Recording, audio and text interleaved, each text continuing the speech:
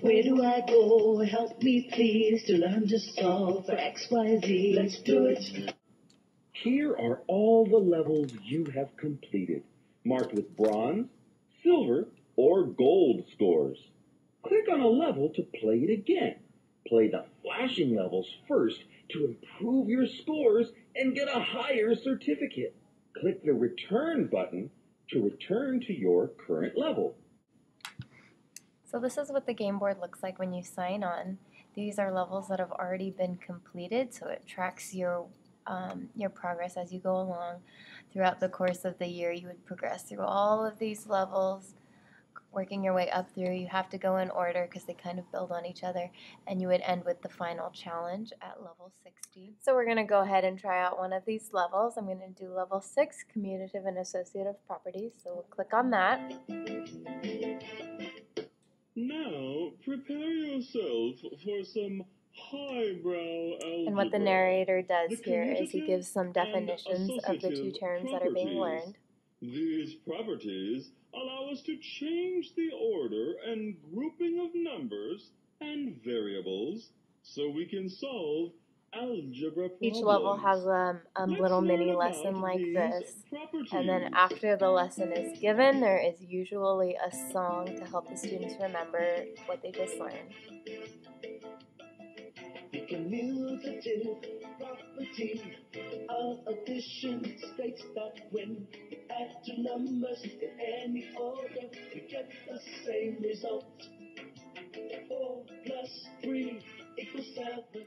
One of the weaknesses of this ELR is that the songs are very long. They're a couple minutes each, and there's no way to bypass them. So every time you go through a level, you have to listen to the entire song.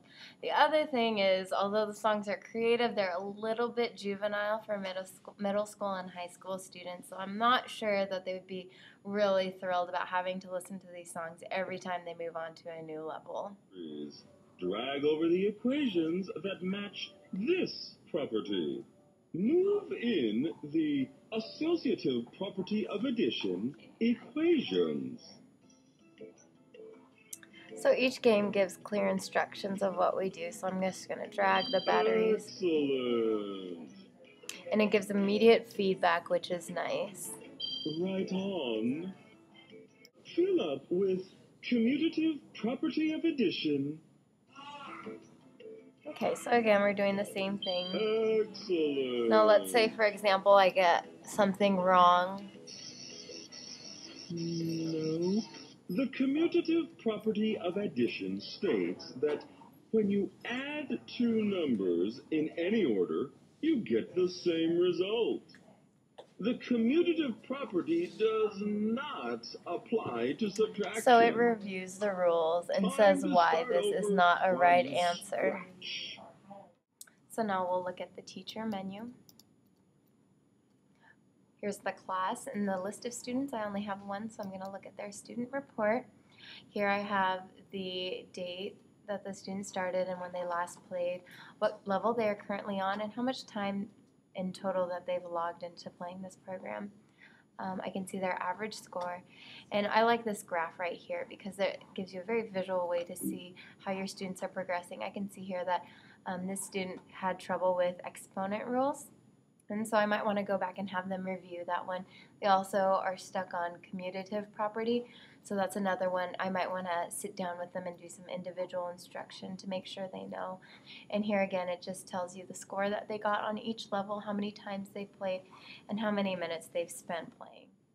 All in all, I would say this is a really good ELR. It allows students to progress through the lessons in a way that makes sense, and their progress is saved every time. So every time that they log in, they can start where they left off from the last time. Also, it allows the teacher to track their students and see where their students might be struggling and need a little bit of extra help.